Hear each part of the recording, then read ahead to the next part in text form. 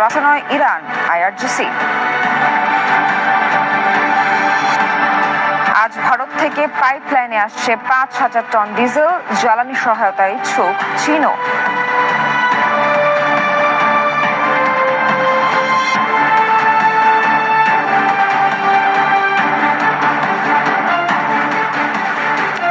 আমন্ত্রণ world news টুডেতে, সঙ্গে আছি আমি নাবিলা সোহার।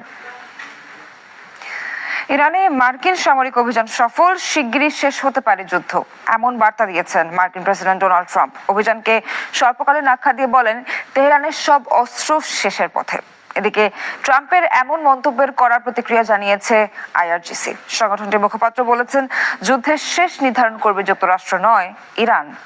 এদিকে যুদ্ধের 11তম দিনেও রাতভর ইরানের বিভিন্ন স্থানে হামলা চালিয়েছে যুক্তরাষ্ট্র ইসরায়েল।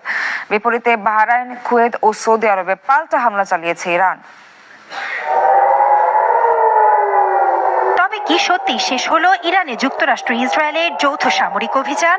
বন্ধ হচ্ছে মধ্যপ্রাচ্যের চলমান সংঘাত? সিবিএস নিউজকে দেওয়া সাক্ষাৎকারে এমন বার্তা দিলেন খোদ মার্কিন প্রেসিডেন্ট ডোনাল্ড ট্রাম্প। ইরানে সফল মার্কিন অভিযানের দাবি করেন, বলেন যুদ্ধ শিগগিরই শেষ হতে চলেছে। হুঁশিয়ারি দেন হরমুজ প্রণালী দখলে নেয়ারও।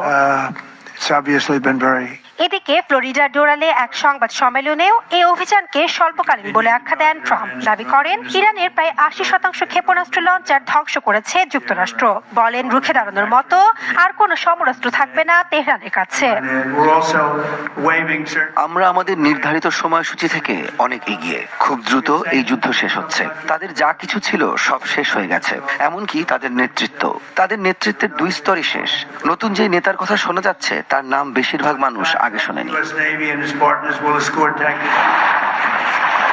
এ সময় হরমুজ প্রণালী দিয়ে জাহাজ চলাচলে বাধা দিলে আরো বড় আঘাতের হুঁশিয়ারি দেন মার্কিন প্রেসিডেন্ট। বলেন বিশ্বব্যাপী তেল সংকট নিরসনে ওয়াশিংটন সাময়িকভাবে কিছু নিষেধাজ্ঞা প্রত্যাহার করছে। এদিকে যুদ্ধের সময়সীমা নিয়ে ট্রাম্পের মন্তব্যে তীব্র প্রতিক্রিয়া জানিয়েছেন ইরান রেভলিউশনারি গার্ড কর্পস আইআরজি।